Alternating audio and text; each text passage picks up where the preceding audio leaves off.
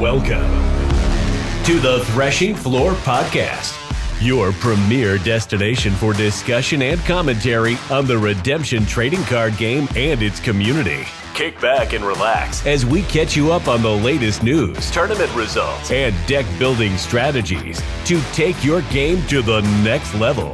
Now, here are your hosts, John Hendricks and Ager the Wise. Man, John Hendricks, Ager the Wise. Let's go. The boys are back. Are we back, though? That's the question. Man, it gets you fired up, right? It's like fire shut up in your bones. Let's Who go. said that? Somebody said that one time.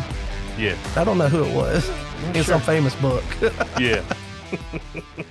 Hey, we are here. We're recording. I am John Hendricks. He is Ager the Wise, also known to the Internal Revenue Service as Jacob Antonetts. I think he's known to the... We're not going to get into that. Redact that, please. Thank you. So we're here. We're on the mics. The recording is happening.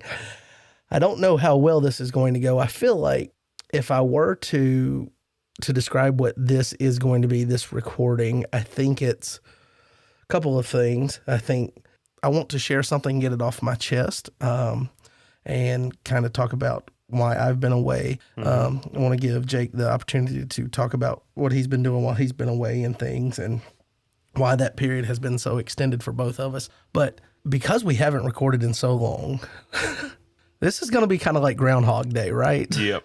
We're either going to record this episode and we're going to be good. We're going to go into spring and we're going to be ready to rock and roll, right? Or we're going to see our own shadow and it's going to be 6 more weeks of hiatus and not recording. There's not going to be any middle ground. No. So with that, Jake, I mean, I know you've been dipping your toes in. You've been busting open that box of cards. The story of that, that's great. Great ultra rare. The story and the life and longevity of that box. You've been trying to get that thing open for what feels like ages. Yeah. I think we scheduled like 3 or 4 different times. Like, hey, let's try to do it now. Let's, just get on a recording and we'll kind of bust some packs while we're recording. And it just didn't work out, but you found a way to break it down and create some content with that to kind of get your toes wet, I guess, as we kind of ramp back up here. And then you reached out. Now you pulled me back into it, and here we are. We're here. So I'll give the floor to you. You can kind of share kind of where you've been at, what's been going on with you and the family with baby Noah, and kind of the transition period of all of that. And, maybe why that's taken so much time away from redemption, or why you've prioritized that instead of kind of trying to balance the hobby time here. Yeah. So, I mean, as many people know, baby Noah came a little bit before Nationals last year. So I took a break from redemption. I didn't go to Nationals. The wife was trying to see if we could figure it out. I'm like, it's going to be time off of work. It's going to be time away from the baby, and he's so young. I don't want to do it. So I went into basically an off season for with having the baby. My good friend Samuel, like you're talking about the box, he got me the box straight from Nationals. I think he purchased it at Nationals. He had it shipped to me. When you reference it, just to interject here, when you reference it as the box, it's now going to it's almost like it's picking up a new life. And it's going to be forever referred to as the box. We're going to recollect. You remember the box you tried to open for 6 months? Yeah. But carry on. Yeah, so that box, the box, as you said, we tried a few weeks to get some openings together, and it kind of fell through. We were about to move to this rental house that we're in now, and it kind of everything kind of fell apart there. I'm like, yeah, that's fine. Let's wait on it. So weeks turned to months. We moved into this place, but I had not set up my desk here, not until 2 weeks ago. So even though we've been here for months, I had my friend donated this desk to me. I found a way to get it transported in my tiny car. I pushed all the seats down, had it right next to my head. I was driving sideways on the road, but I got it back here. We got to rewind, get the video. It was pretty awesome. One of the times I was holding on to, like, this wouldn't roll around my car. It was funny. I know I'm on radio, you can't see what I'm saying, but the point is, I was holding it next to my head. Very fun stuff. Anyways, long story short, just life's been very busy with the new baby. Been trying to help the wife. She's amazing with him, but the baby is a lot of work. So he's absolutely fantastic, and at the same time, absolutely crazy at night when he doesn't want to go to bed, and we're trying to get him to bed. So he's amazing. He's a blessing. I've been dwelling on this, that I wanted to be a father because I knew that was a good thing, but I didn't know how much I wanted to be a father until he was actually here. Like, that boy is amazing. His smile, his laughter melts my heart, and having kids is such a good thing, an amazing gift of God. So just to anybody who is looking forward someday to getting married and looking forward to someday to having a family, to God's glory, I would encourage you highly, because I did not know how amazing this was until it happened.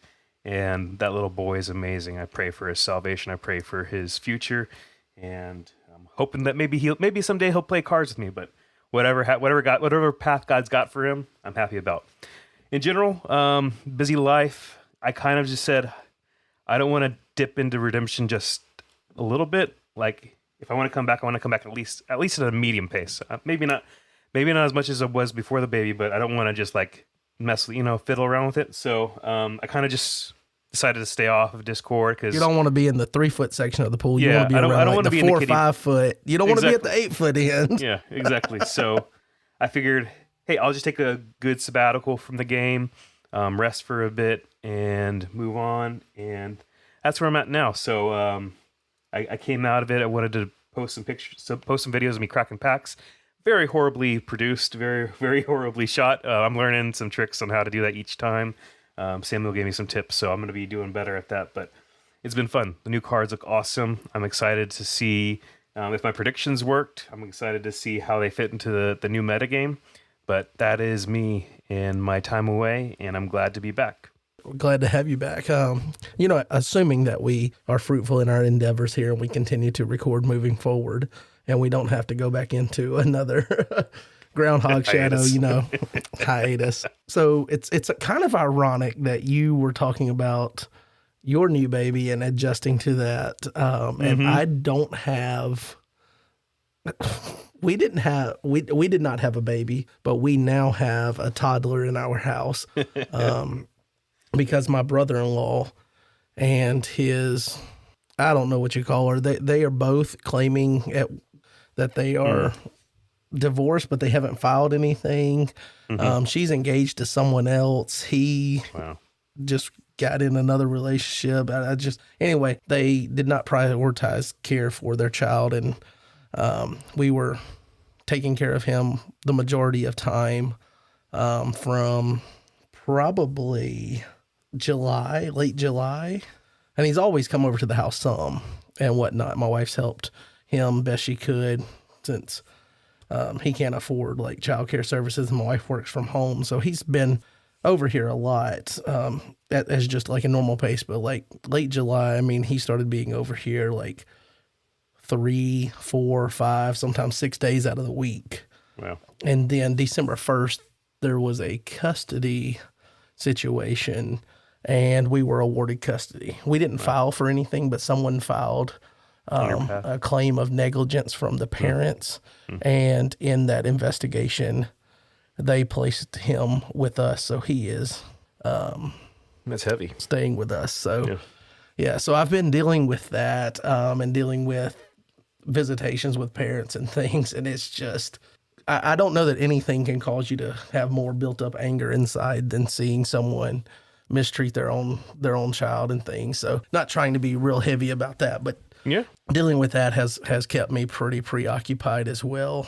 And we're hoping for some kind of positive news coming up in March. We have another hearing. So what we got now is we did get full custody, with them each getting 2 hours of supervised visitation a week at a scheduled time. And we go back early March to figure out if they're going to get more visitation, potentially some form of custody, or if we're going to retain that. And the child, through all of the things, he's trending towards potentially being labeled nonverbal. Like he says very few things or tries to speak very little. He has real bad eczema, skin conditions and things, and he's got some other health concerns where he just hasn't been taken care of the way he should. So been working through all that.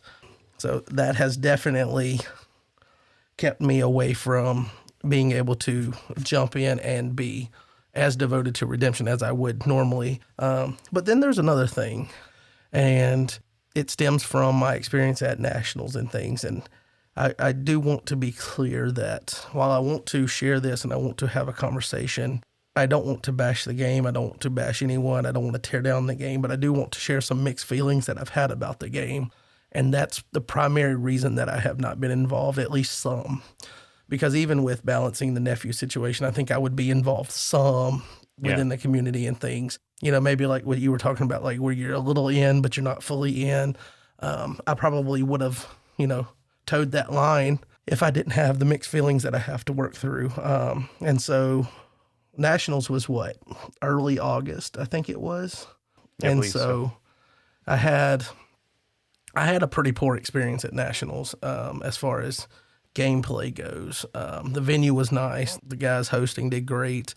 It was nice seeing everyone there, but I walked away with a bad taste in my mouth for the game of redemption. And I'll share more about that here in a moment. But I do think that that experience would not have been as bad if I had some kind of quick, swift follow-up. And maybe that's a matter of my expectations versus reality and things. So I'm not blaming anyone or anything. I'm just saying the way that I walked away with those mixed feelings. Mm-hmm. And it wasn't a big deal until about a month, even like 2 months down the road. I don't know what it is, but at some point I just decided, like, I even considered, like, am I done playing redemption? Mm-hmm. I even tossed around the idea of potentially selling my collection, especially when Jones, here, I'm about to call him by his Discord name, but Brian Jonesy on the Discord sold his promo set for national promos for $5,000. I was like, yep, time to get out the game. But I didn't move forward with any of that. And so I'd like to take you back to nationals, tell you about my experience, and then tell you about some of my feelings about the follow-up and things like that, and some of the other concerns I have for the game, because I think sharing this and starting potentially a conversation, and that's all I want to do is start a conversation. Mm-hmm. Back in the day, I used to listen to Eminem. I'm not saying that if you listen to Eminem, that's a bad thing now or whatever. Everybody make your own choice about Eminem and his spaghetti. Right. So, needless to say, I've ruined this analogy thing here, or this comparable, but there's a song called Toy Soldiers, and in that there's a line. He's like, why would I want to destroy something I helped build? Well, I don't want to take credit for, anything, because I'm not necessarily the guy that I want to say that I'm a big part of something, but I've tried to be a big part of something, at least driving the game forward, try to give it publicity, use this as a platform for the community and things. And all of that has been to build the community up, build the game up. That's all I've ever wanted to do. So I didn't want to, even with my mixed feelings, part of the reason I stayed away and didn't engage was I didn't want to let potential bitterness or anything that I had come out the wrong way. So anyway, I'll take you back to nationals, and we'll work from there, because you weren't at nationals, but we have talked about this. But I'll tell you the story again, so that everyone can hear. And there's been a couple of postings about it, so some people may have picked up on this already. They may have already heard the story or anything, but I want to, in full disclosure, share it, because at one point I contemplated making a video, and I was going to make that video, but I thought, without letting more time pass, I thought at the time that I was wanting to do that it would come across somehow still the wrong way. So I've been hesitant to do that. But then you reached out and you were gearing up, wanting to jump back in recording here. And I was like, okay, fine. We'll try it, and we can just talk about it here. But at nationals, in Type 1 2-player, so we had booster the first day, Type 1 2-player, I got paired up with a younger kid in the first round who did not play up to tournament tempo. And then obviously there's we want to give grace and all of that. So I didn't kind of push too hard or anything, but I ended up, I don't remember if I got a full win or a partial win, but the game was so like drawn out because of the decision time to make decisions and things. So that happened. The next game I had some similar issues. I think it's been so long that I can't remember exactly the order, but then I think I played in the third round. I believe I played Jacob Arrowwood, and he had a pretty cool concept deck that he was doing with clay, and I had my Genesis Moses things, just trying to limit what you could do in territory, and then a Genesis ban that I found that ends in Moses, being able to ban to Moses with Jared the Beholder, because he can ban to him and he converts, so he doesn't get negated because he's converted. Yeah. So I was playing that, and I do set myself up for some of these situations because I'm always playing, like when I play the Genesis stuff, it's not meta. It's not a high tempo deck most of the time. Especially the way you can make it competitive is usually to slow it down and force them to make more complicated decisions. And so I was doing that. And then I also had a lot of hero removal. The goal was so that they would never have a hero to present. And if you sit there and you're picking off someone's heroes, then a lot of times they're sitting there thinking about, how do I get out from under this thing that has not been presented? Maybe they hadn't seen that before. Them new decisions to make that they don't make in most games. So I understand people taking a little bit more time with, kind of a more rogue concept and things like that. And then we played the fourth round. The fifth round, I believe it was either the fifth or sixth round, whatever round it was, where they said you could drop after this round.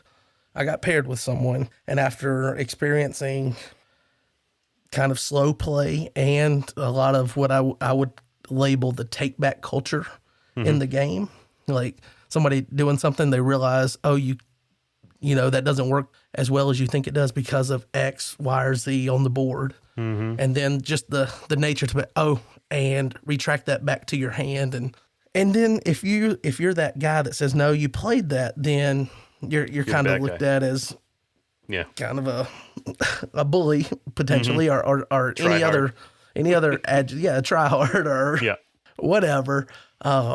So I had dealt with kind of that struggle throughout, and I had already to this point felt like I wasn't able to be competitive because of some of the things that I was experiencing in my games. That was not the gameplay itself, but it was like the time, I'm going to take this back, and having to like go back and forth with people on that. And then we got into this game, and I'm not going to tell you who I played because I don't want to bash the player. That's not my goal in this, because he's not the only one. I just clearly said that I experienced it throughout multiple rounds. So it's not limited to one person. And to be honest, I'm not saying that I've never been guilty of this, because I have. But anyway, so we get to this game, and we've got slow playing, and like brutally slow playing, to where I think we're close to like 20 minutes is gone, and I haven't even gotten to I'm just now getting to my second turn. That's not okay. And it's, of course, you have opening stars and all of that. I mean, sometimes it feels like you're already 8 minutes in before you even get that first turn started. And this was just one of those games to where every decision was like taking a while. And we had a couple of ruling things come down, and I had already created this situation where the person I was playing was like, oh, you're going to do like that, or you're going to be like that. And it's, as soon as the person across from you says, oh, it's like that, then now there's tension, and you just, so the judge Schaefer, Joe, is he the Schaefer or just Schaefer on Discord? I don't know which, but I'm not sure. He is the judge that has come over multiple times at this point. And then we have a ruling. Well, actually we have an interaction. I'll tell you the interaction. So the situation was, I had a 2-hero band. One of them was Melchizedek, and I believe the other one was either Jacob, that draws 2 and bans to an angel. The wrestler. Yeah. Or it was Joseph, the one from POC with blue-green. And anyway, I had this 2-hero band I pushed. From a previous hand look in the turn, I knew the only play he had 1 evil character, that he could block with, and he had one evil enhancement. The evil enhancement was the wages of sin. Wages of sin is death. So he blocks, and it's his initiative, and he plays the wages of sin. He says, I'm going to play this. I'll get Christian Martyr from a deck. He shuffles. He's got Christian Martyr. He's like, can I have dominant initiative? I said, sure. And he then has already picked up the dominant from the search, then puts the dominant back down on the table and says, okay, I'll get rid of, and he points to whichever hero. And I take that hero, and I believe it was, he got rid of the non-Melchizedek one. So Melchizedek was still going to beat him by the numbers. So we get rid of that one. He's in discard. His martyr is in discard. Then I acknowledge that it's still his initiative.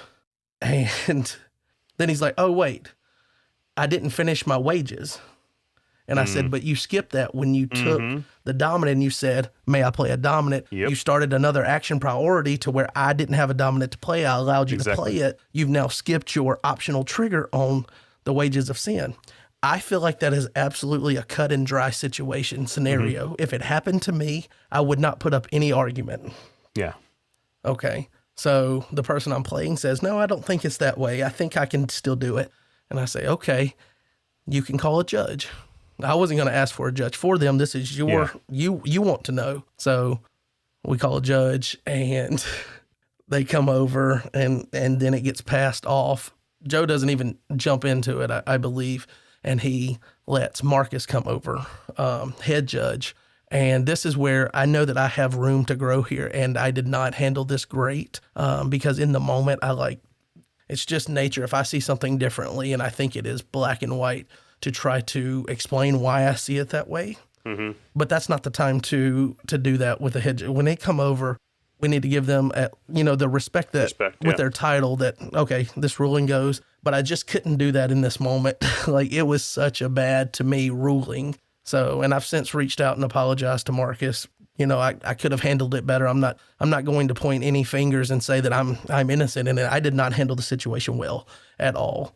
But he rules that the optional trigger, that he has to verbally say, I'm not doing it before anything else can happen. So since he didn't do that, we pick the dominant out of the discard pile. We put it back in his hand. We take my hero from discard pile. We put it back into battle. We let him finish his wages. And this takes, I'm up 1-0 right now in this game. And this will make it 2-0. And I have both Son of God and Second Coming in my hand. So this is I'm about to be up 4-0, or he's going to get a block and I'm only going to be up 1-0 with the 2 free ones. It's a significant advantage into trying to finish a game in time, especially when you're playing against a slow player. Yeah. So I'm thinking, okay, 4-0, I'm really good. And I did not, if he ended up changing and getting rid of Melchizedek, I didn't have anything to play on the other hero at the time. The only enhancement I had, I believe, was Faith of Moses' Parents, which is white and clay. So I needed Melchizedek to be in battle to be able to play that. So this decision, letting him go back, takes a battle that I won outright to now I've lost this battle and I have no way to respond because of the hero he's being allowed to get rid of first. Not that it really would matter because he's planning on playing his martyr anyway, but because, so there's no, once he gets rid of Melchizedek, I have nothing to play. I'm going to lose anyway.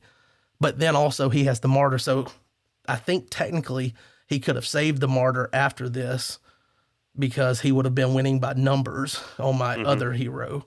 And he ended up playing the martyr anyway, so it didn't matter. But just as bad as that ruling was,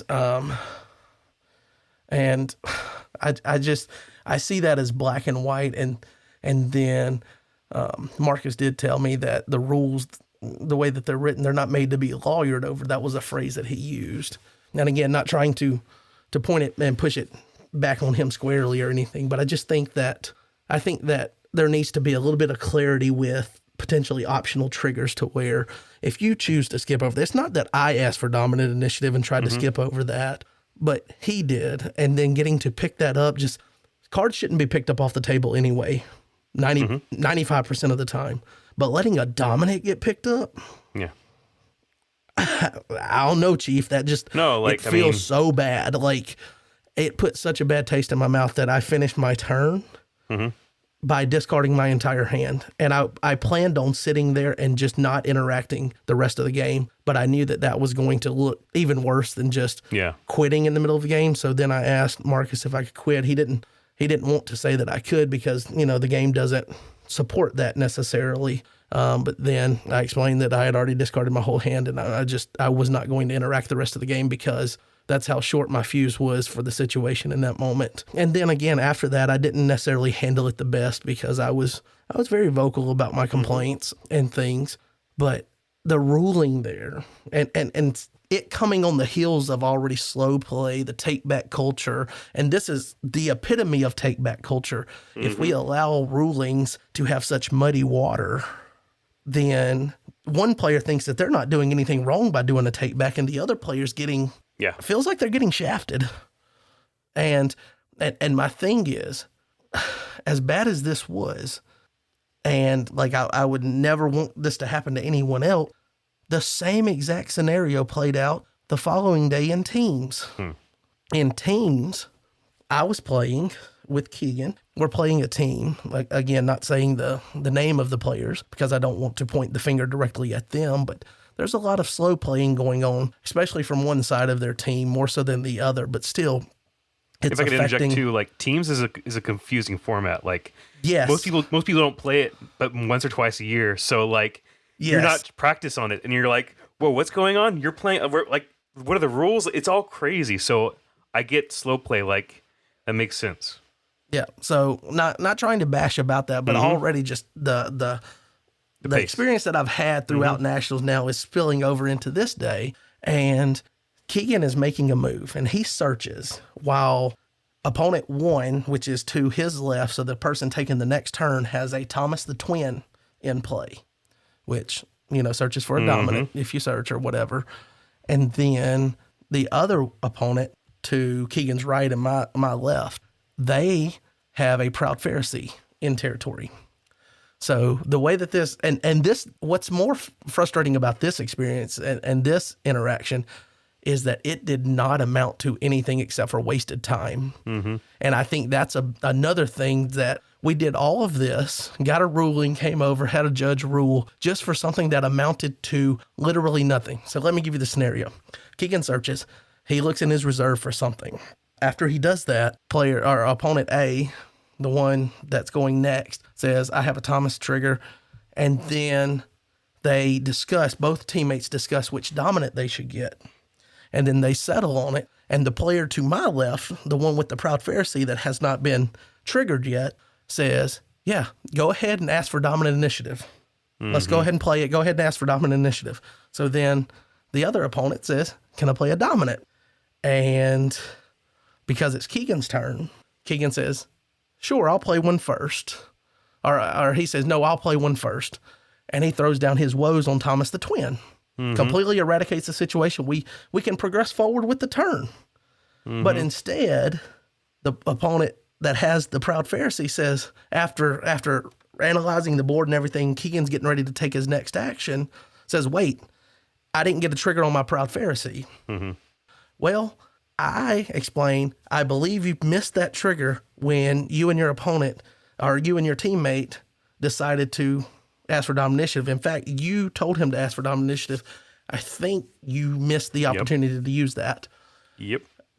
They dispute that. And I say, okay, well, I'm not making a ruling on it because something like this happened yesterday and I'm not doing it. You can call a judge. Judge comes over. What do you think we ruled here? Keegan picks up his woes and he gets to do his Proud Pharisee. And he searches, knowing that we take the time to take the harvest time out of the deck of the other player that had the Thomas the Twin. So he's sitting on his harvest time that he knows is going back because Keegan's going to play his woes down. We do all of this. Proud Pharisee doesn't have a target in reserve. So literally all of this was just to waste time. And again, not trying to bash the players, but that comes down to you didn't know your deck potentially because you didn't know whether you had a trigger left. You can search your reserve at any time. So before asking us to go back for that, you could have easily picked up your you're at reserve, right? Nothing was completing after the dominant was played. Or I guess technically that might be cause for you missed your trigger. And I believe the ruling on this was that because the other teammate asked for dominant initiative, the other teammate can't get passed over for that on an optional trigger or whatever. If he had asked for it, then he would have been skipping it, but he can't. His teammate can't skip it for him, even though they were in agreement to go ahead and ask for dominant initiative. And that scenario just feels bad, especially coming on the heels of the day before. And it also, to me, leaves a little bit of gray area where someone can manipulate it to where, oh, I can see you have a dominant. Now let me go back and let's play this a different way, potentially. And again, my goal is not to bash anyone in this. It's just to talk about the fact that we have, as a game, and I guess feels weird for me to say we as a game because I've struggled with the thought of whether I will ever play Redemption again, at least on a larger scale than Keegan and myself at home or whatever. And I've hosted a few tournaments with our play group over in Mississippi. Shout out to Eric and the boys. Let's go. But I've done that, but I haven't really been super excited about the gameplay. I've enjoyed hosting the tournaments, enjoyed spending time with them, seeing the kids get better, crack new cards, and keep growing their collections of stuff. That's cool. And I enjoy that part of the game because there's almost no negatives to it, right? That part of the game is great. And then you get to competitive play at a tournament. And I think that, and to me, part of what it boils down to is it's definitely like the take back culture and the slow playing and people not conditioning themselves to play up to tournament tempo and things. I'm not saying you got to be crazy like Jay Chambers. Shout out Jay. And that man's a maniac. He's like, all right, let's go. All right, you ready to go? You don't have to be that. You don't have to move at that pace, but there's got to be some way that we can crack this thing open, Pandora's box here, acknowledge that we have a problem and start working on some way to solve that, because leaving nationals with that negative experience, and I was told that there would be follow-up, and I mean, I've reached out a few times, and I mean, apart from reaching out and pushing the envelope with it, I don't think that there's been much movement. And sure, the elders, they worked the fundraiser, they worked, Roots 2 and all of that, having to do that. I'm sure that they have other things, but I feel like I almost feel a little bit devalued as a player. And again, this is going to be probably our heaviest topic or our thing that we've ever done on the podcast here, because I'm sharing literally what I really feel and why I've been away from the game for so long now, post nationals. Is I kind of feel devalued as a player. I don't think that I should get any special treatment because I have this microphone here.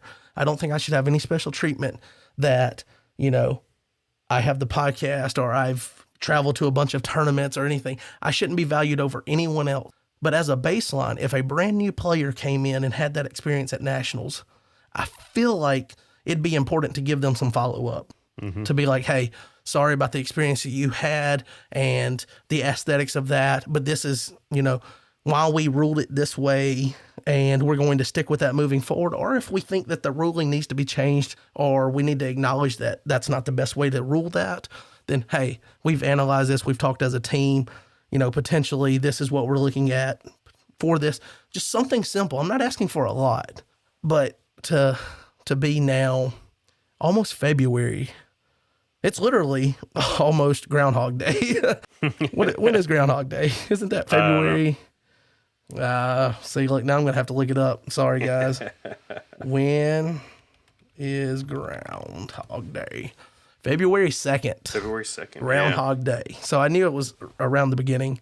It used to coincide almost kind of like with the end of deer season for the rednecks out there. But now they've extended that. Day. So, I mean, it's been a while since nationals, and I'm not trying to bash leadership. I'm just trying to share my open and honest feelings here, because I do have mixed feelings about the game. And I would not want a new player to have the experience that I had at Nationals. I wouldn't want anyone to have that experience where you feel like you were robbed of a chance to be competitive and to, I didn't expect to win. I didn't expect to place. But based on my ability as a player, I feel I'm in the top 15 in the community probably, or around that 15 range. Mm-hmm. To be toward the bottom tables after 5 rounds or whatever it was because of what I feel is not a fair opportunity because of the slow playing and things like that's not okay. And we have a really bad habit of in this community saying that the game is about fun and fellowship and prioritizing fun and fellowship. And I'm all for fun and fellowship. In fact, I still, the fellowship part of Nationals was still fantastic outside of this, but I can't look past this and say, oh, Nationals was still a good experience overall because this is just, it leaves such a bad taste. Yeah. And I think that's only human for me to feel that way. But we're asking people to spend thousands of dollars potentially throughout the tournament season. Mm-hmm. Last year we went up to New York State tournament. I went to multiple tournaments, Tennessee, Kentucky, driving to Arkansas or whatever, the lodging some players for flying that. Out there. Yeah, like it's an expensive hobby when you start adding in the travel and all of that, and I've never considered whether or not it was worth it until I was forced to face it. Like these are things that like you look over and you go, well, we give players grace or whatever, and we just move past it. We do the best we can in that game, and then we move on to the next one. But it just, every game was like, except for the one against Jacob. He was a fantastic opponent, did not slow play. I tried my best not to slow play him. Even when I didn't have a play, I didn't try to sit there and think about it. And I tried to make sure that even when I knew I wasn't going to win, that he was going to get a full result instead of me potentially stringing him out for a timeout. Like, I could have potentially played him for a timeout loss. But that doesn't help him go and continue to be able to compete and things like that. So, like if you know that the game would naturally end without time in the loss, you're like getting a timeout loss can feel kind of like I didn't earn it really. Like I'm not gonna try it. Like you take the full win because you were gonna get it in a few turns anyways, and I'm not gonna mess with you. Right, and it was coming down to just me not having a soul available. Exactly. So, I mean, it's not like he wasn't going to win had a soul been on the board anyway at that point. So instead of stringing him along, anyway, and this is why I've stayed away from the game is like talking about these things. It sounds overly critical and it sounds negative, and I don't want it to be that, but like someone has to be the one to ring the bell to get the conversation started to be like, there's an issue here. And I think we turn a blind eye to it and say fun and fellowship and we move past it. Fun and fellowship stops incentivizing people for first, second, and third at Nationals. Quit giving R&RS points if you don't want the competitive side of the game. And this is not me getting on my tangent about just getting rid of Top Cut because, on a whim, we don't some of us don't like Top Cut. Well, some of us do, but I'm not even talking about that. I'm talking about just the level of what we have now for the competitive game. We're incentivizing people to try to place for promos. And I don't want that to ever go away. But when I sit down, I shouldn't feel like the opponent across the table is potentially taking away my chance to my fair shot at being competitive. Trying to find a way to reason with that, and then the lack of follow-up, and I felt very devalued as a player since Nationals. Yeah. And I again, my goal is not to bash anyone, but I can't move forward and continue to be involved in either the community or the game without sharing these feelings and at least getting them out there so people understand it's not the nephew situation and all of that. Yes, it would have kept me from being so into redemption that 100% I made a decision to stay away from the game of redemption, at least in the open community and things on Discord and whatnot, because I have to find a way to work past these feelings that I have. Yeah, yeah. In terms of the competitiveness, if I could jump on my soapbox here, like get on it, big dog. Fun and fellowship is great, but I think it's so important that we do not see competitiveness as an enemy of fun and fellowship, and I think it is important to recognize that competitiveness can intensify fun and fellowship if you use in the right dosage. And that's really what it comes down to, is using the right dosage. Let there be events at nationals that are not as important, like more casual, more fun. But like, if you're trying to have a national tournament where your people are playing for these very nice promos that the elders have made, like, I want the very nice promos. I want these things to be competitive, and I like competitiveness. Again, it gets a negative connotation at times. Like, oh, so you're try hard. Oh, you're doing this like. You're gonna play that way. Exactly, loosen up. That is my least favorite thing that's ever happened in the game, is when you're sitting down and you say, no, you made that decision. Mm-hmm. I'm sorry, but you don't get to take it back. Oh, you're one of those guys, or you're gonna play like that. Oh, it's like that. No, that's what the rules say, black and white. Mm-hmm. So, to me, I think competitiveness is core to our Christian worldview. 2 Timothy 4:7, I have fought the good fight, I have finished the race, I've kept the faith. We have here Paul explaining that, like, he's explaining the Christian walk in a sound, like in a contest, in a race, in these things. He talks about I beat the air, and I train my body, and I fight the fight. I put these things aside that get in the way of my race, because really our entire mortal lives before we go to heaven is, in a sense, some sort of, it is always a competition or battle, right? Competition is the smaller version of battle. Here in competition, we train ourselves, we get stronger. In redemption, we train ourselves to play logically and use our intellect, and we are playing a game that is very complex. It is many ways. There's a huge depth to it, and that trains our minds. That trains our instincts to make decisions fast and to make decisions matter. Like, that is good for us. As humans, we've been created for this type of competition. We created for this type of battle. We're always battling spiritual forces, and this competition that we have together can help strengthen us and sharpen us. As iron sharpens iron, so Christians sharpen each other, right? So I always say, do not look down on competitiveness. Or I don't know if I always say that, but that's something I believe in. You should always say it. I always say that. If you ask me a question about math, I'm gonna say, don't look down on competitiveness. But the point is, like, I think it is important to our Christian worldview to understand that competition is a good thing. God, when we're children, what do kids do? They play games, they race each other, they test each other's strength, they're wrestling each other, little boys, like all these things. God put that in us for a reason, because we are as mortals on this earth. Well, before we get to heaven, we're meant to strive. Angels strive against demons. We see it throughout Scripture. There's so much striving, and we know our God is all powerful. But he does delight in his children and his creation striving to glorify him, to serve him. And I think that is cool for us too, right? In the redemption game, we're not literally saving souls, but we are testing our mind. We're growing together. We're making decisions that matter, even on the small scale. And that plays out in life too, right? Like, in life, you're going to have to make decisions at a quick time. And it's going to take a sharp mind to make decisions at time. You get trained for that by playing a game of redemption. So I say, do not look down on competition. I'm not saying people are necessarily, like, specific people are. I'm just saying sometimes it gets a negative connotation. Oh, try hard. Oh, it's going to be like that. Competition has its place. It really does. And I think it's good. Like, I personally would love Top 8 back, because I think it does bring an extra sense of that competition. And I don't think competition is the end, is the inverse of fun and fellowship. I think it is something that can enhance it. I think there's a significant portion of the community that actually the competitive game is what drives them. If it's not competitive, then I don't know that they would be as into it as they are. Mm-hmm. Sure, the community's great and all, but if you're not able to flex your competitiveness, which is what the whole thing is set up so that there is a path to winning, or a win condition. Like, there is something for you to strive for so that you get to that point before someone else.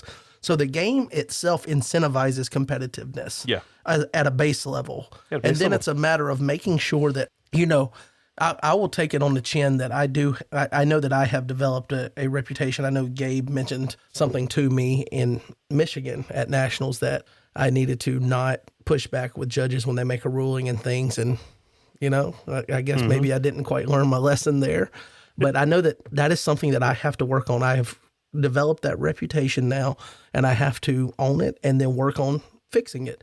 Now, a big part of fixing that is believing that the rulings that you're getting are consistent and fair and accurate to the rule book.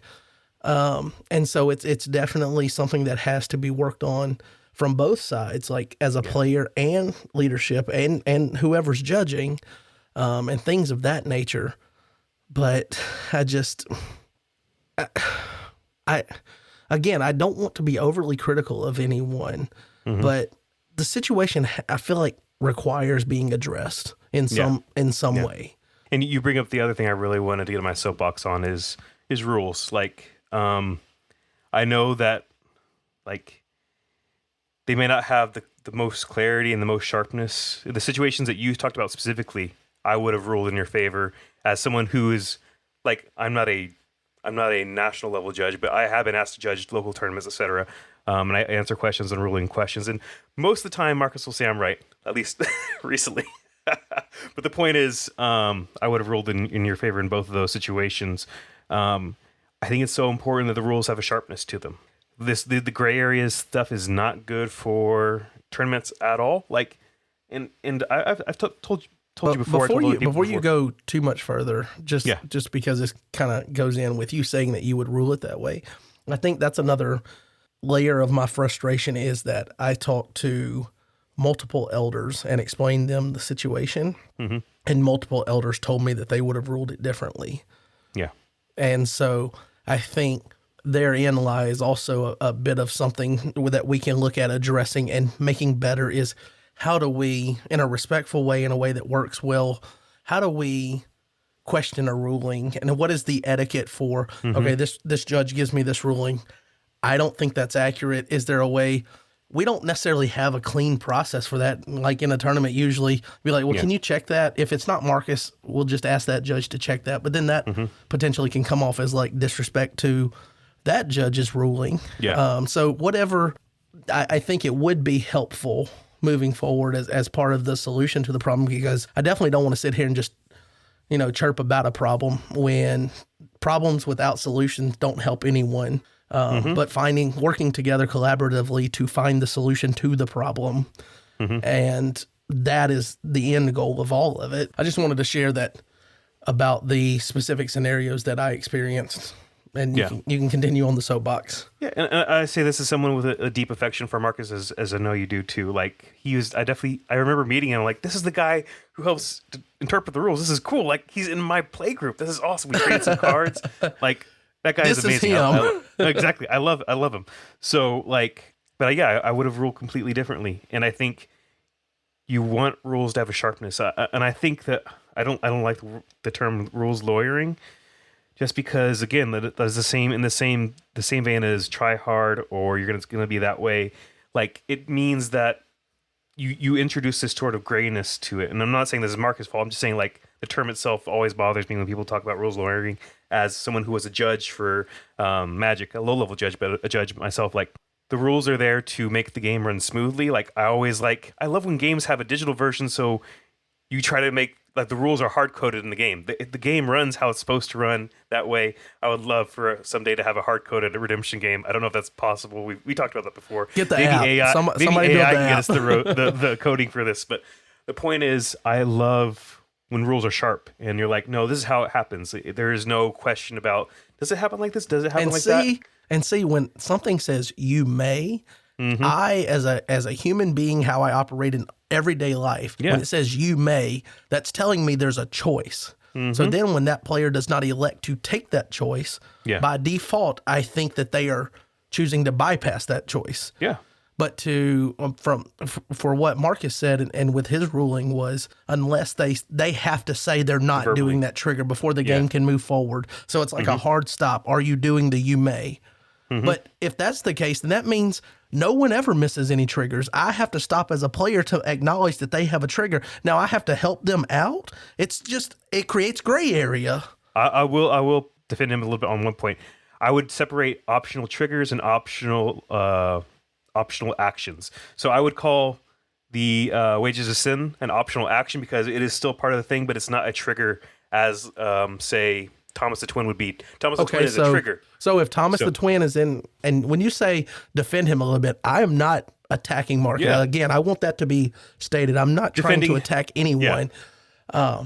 But in that situation, they have Thomas the Twin. I'm ready to do my next game action. What do I have to do if they haven't said, I'm going to do this?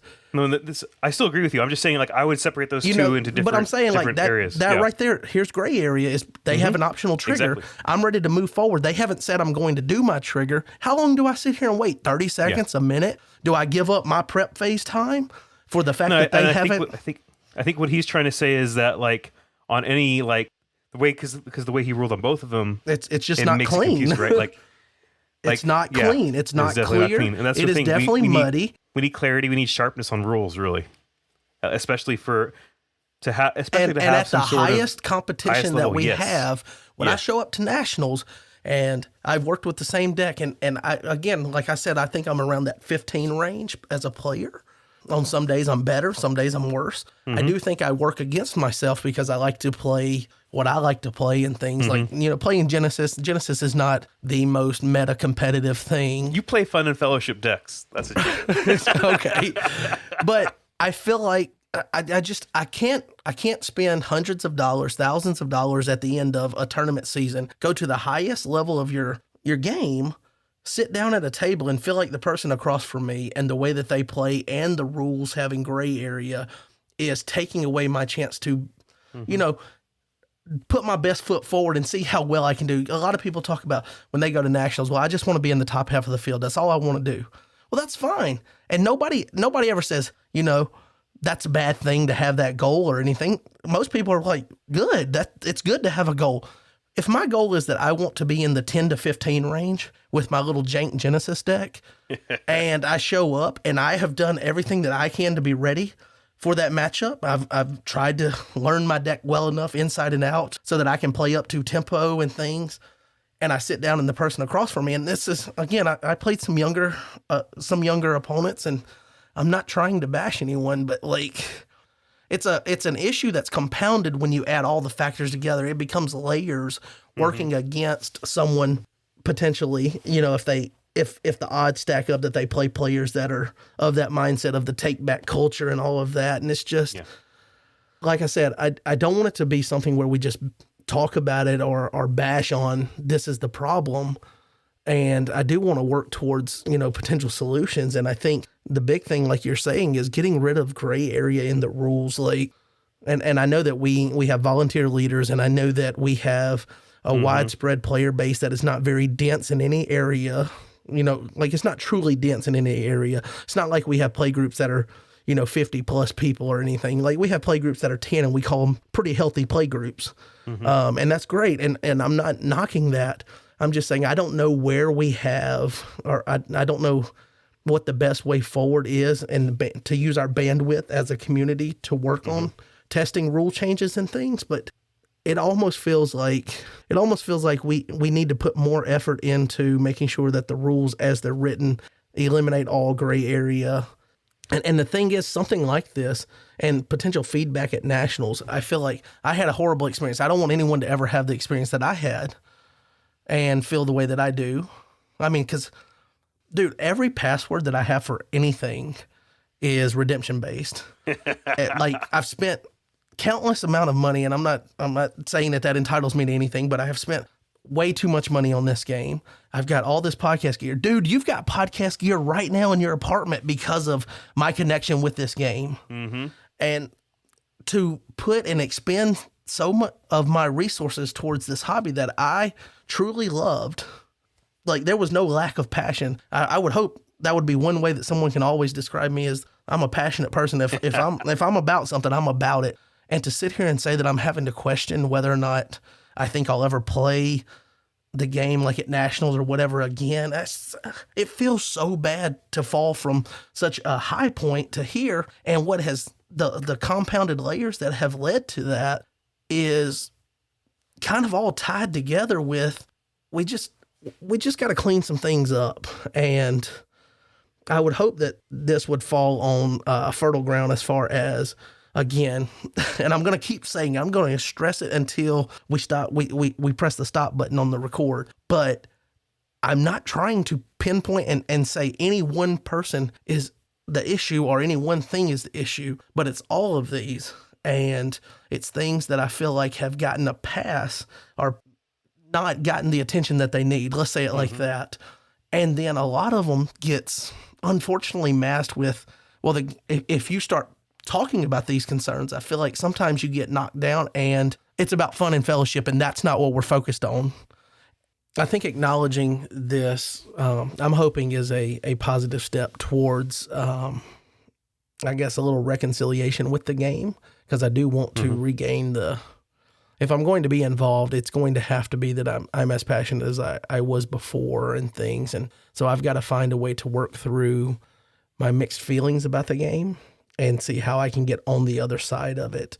And again, not trying to push the problem on to other people or have someone, agree with me and me feel good. I don't want someone telling me that the ruling is wrong and I was done wrong in an official way is not the thing that I need to get past it now. Like, I don't even care about that. I guess I just care about like the layering of all of these issues affecting the competitive side of the game. And I feel like we need to have a sharp focus on it, just like we do on new player experience and the fun and fellowship of the game and things. I think they have to work hand in hand. Like, if Nationals is going to be a big thing, and that's a thing. Another thing is, with all these mixed emotions, I'm slated to help host Nationals this year with Jaden and Brian, which, speaking of, randomly in the middle of this, if it comes out in the next handful of days, maybe it might predate, but registration is about to open for Nationals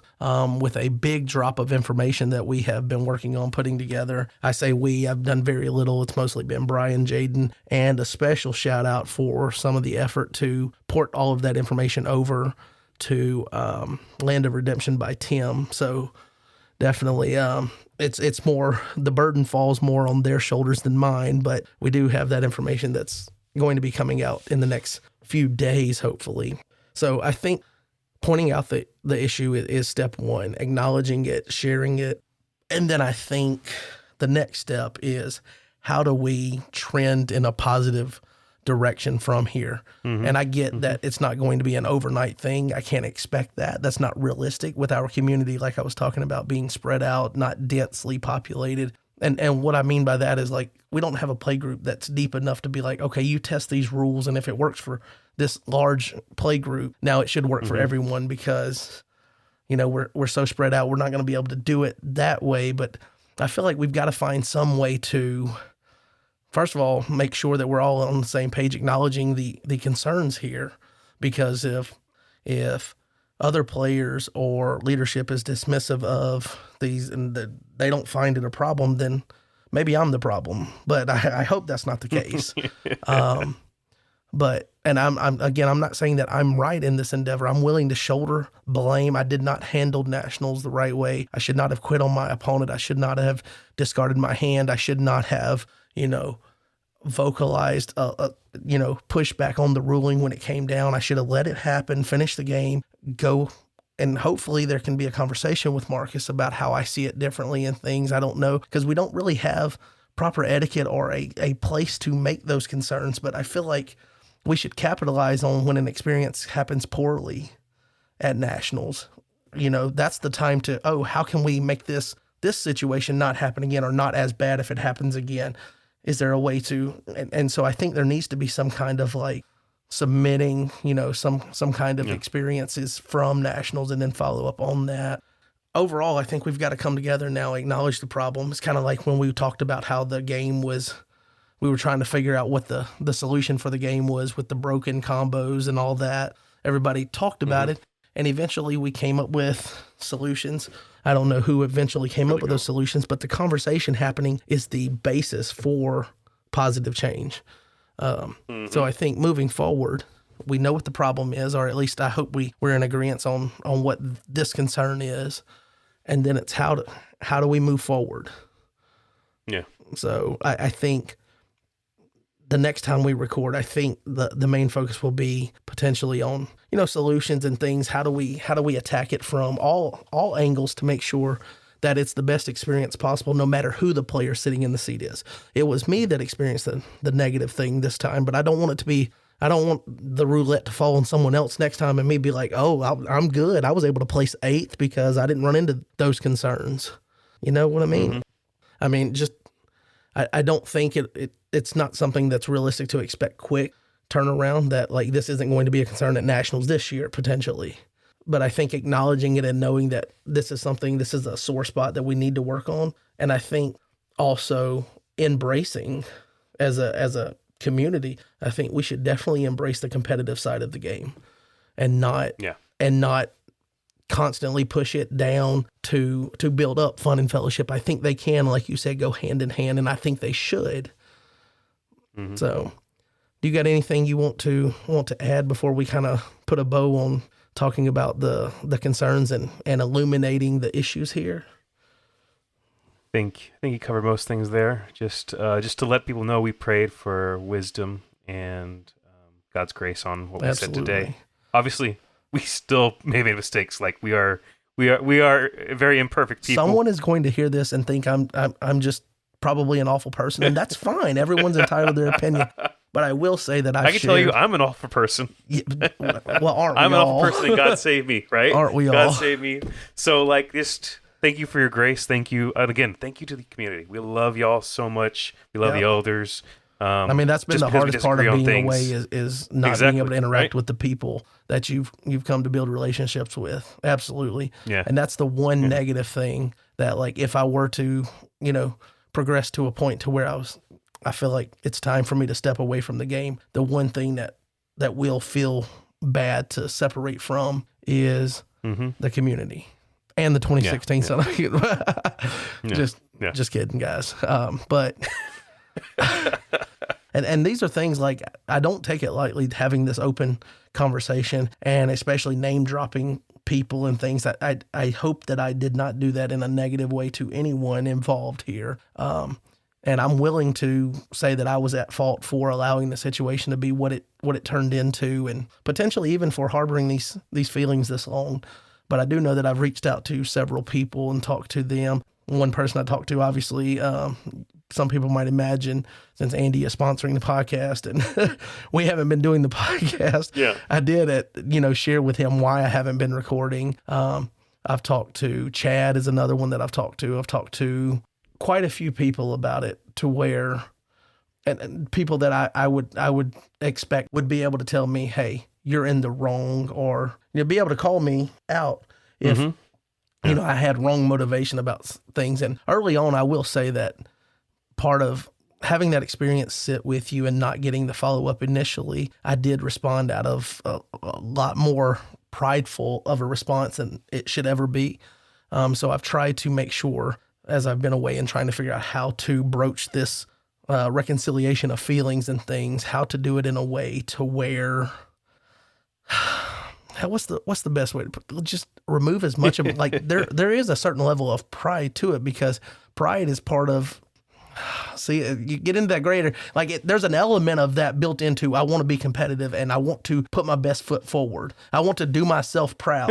There's doing things with excellence, and that is a godly thing, right? Like, and there is a difference between, like, the sinful pride and doing things with excellence, and God has called us to do things with excellence. So, like, that is definitely something I can understand. And yeah, sometimes the pride is such a big word that sometimes it's very hard to understand where it's hard to separate, like, when you have. Like, when you're saying you're proud of your child, they're like, it's not like it's not that simple pride. It's bad to be proud of them. Exactly. As far as the other pride is hard to separate from. Yeah. Like, I feel like I feel like I said, I felt like I was devalued or whatever from that whole experience and the different layers, not by a single individual, but I do feel like I was wronged with the combination of all those things kind of hitting and colliding at once for me. And it's hard when you have emotional distress over something to be able to separate and not want to get the gratification of putting it in someone else's face. And regretfully, I did reach out to Tyler and Chris, about a month or maybe a month or two after Nationals, and I tried to take the hurt that I was feeling and project it onto them. Like, why have you guys not, why has there not been follow up on this and all of that? And not necessarily understanding that they're taking care of their families. This is a hobby for them. They're a volunteer and all of that into context. So I've had my share of wrongs in the situation. And again, being away has given me a lot of time to self-reflect and know that, yes, there is what I consider a serious problem with the game, but it's not a problem that isn't solvable or again, it doesn't have to be solved overnight or even quickly. We just have to acknowledge it and be working towards the betterment of it.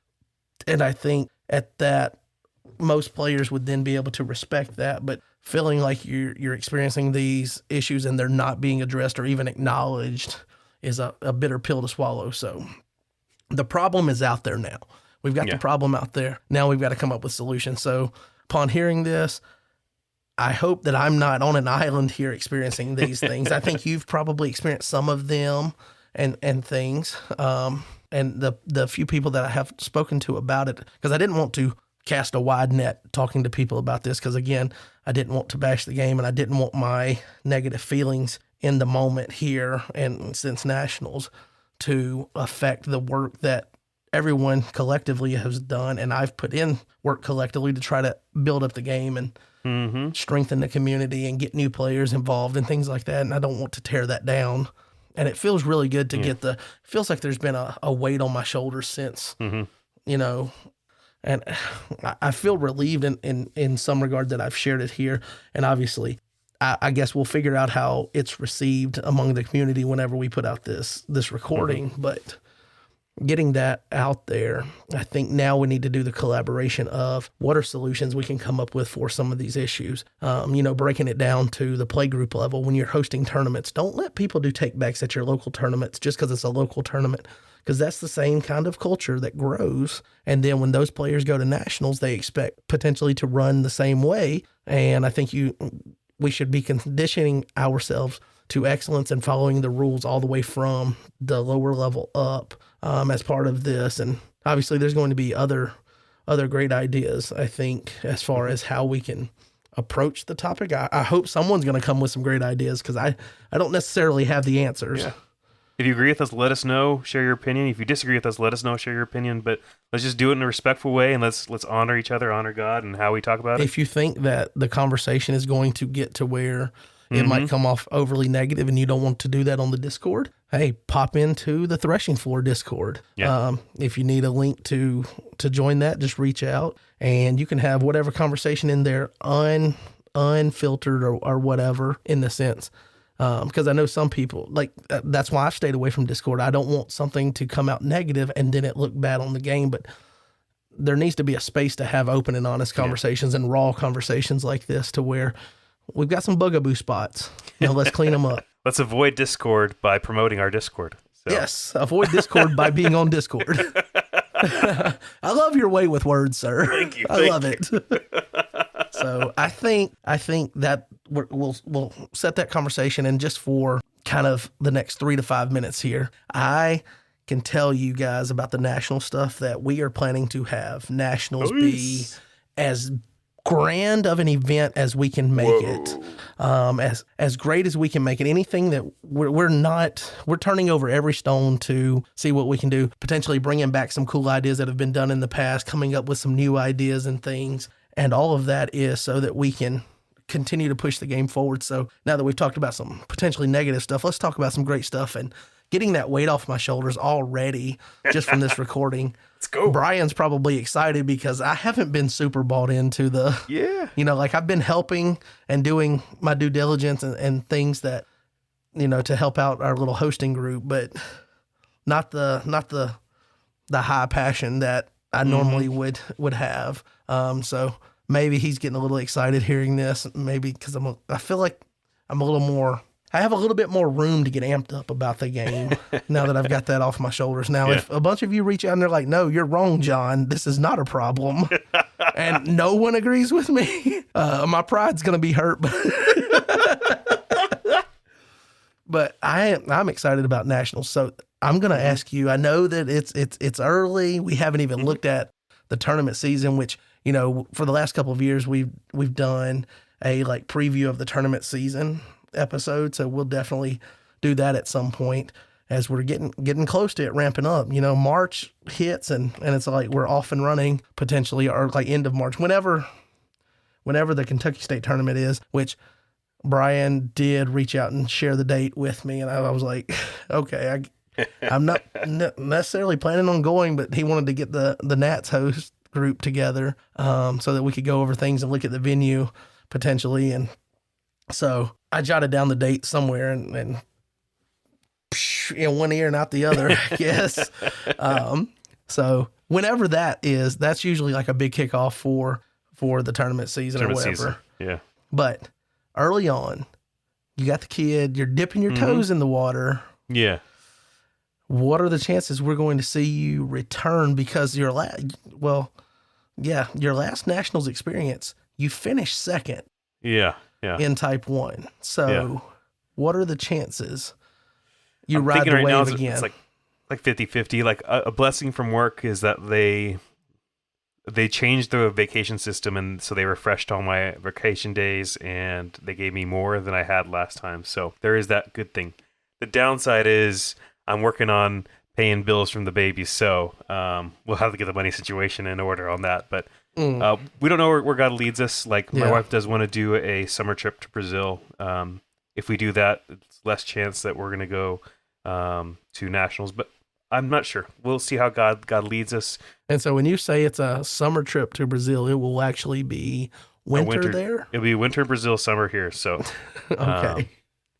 Yeah, but right now it's 50-50. So we'll see how that goes. Well, and if you don't make it, we're going to have to replace you on the podcast. Yeah, exactly. Definitely.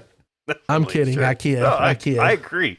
Get this guy out of here. Nobody wants Brad back. Sorry, Brad.